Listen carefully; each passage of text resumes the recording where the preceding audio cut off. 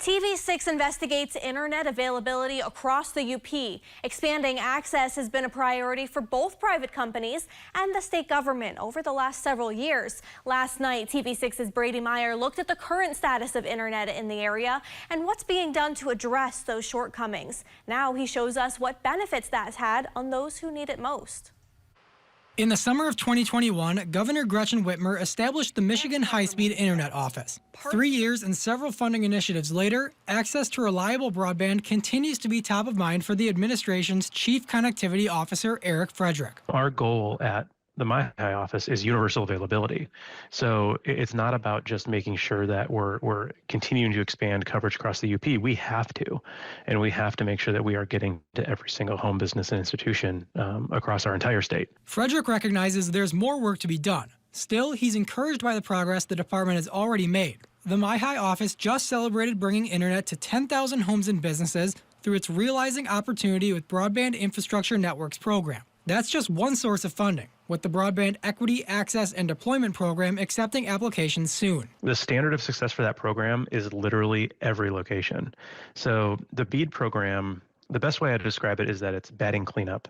For every other program that's come before it that didn't get to universal availability at 100%. For many who need it most, these efforts have already made a noticeable impact. From schools in rural parts of the state, 95% of our students and families now have access to high-speed internet, where that was not the case just 3 or 4 years ago. To businesses. Nowadays, it's a necessity, right? I mean, it's something that everybody needs, everybody wants. It is a driving force for people when they decide where they want to live a lot of times. On that front, it's more important than ever, according to Kathy Reynolds, the chair of the Upper Peninsula Economic Development Alliance. Though she says it's equally important for individuals, which is why pushing for better internet is one of her top priorities. We've got to make sure that these types of services are available to people.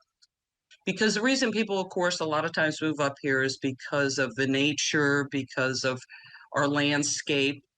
So how we combine that with also having the right technology is just so important. In addition to the state, many providers see how crucial broadband is. Recent infrastructure improvements in Menominee County have paved the way for noticeable changes for area schools. Travis DePoit is the superintendent of North Central Schools, made up of students from rural communities like Hermansville, Powers, and Spalding.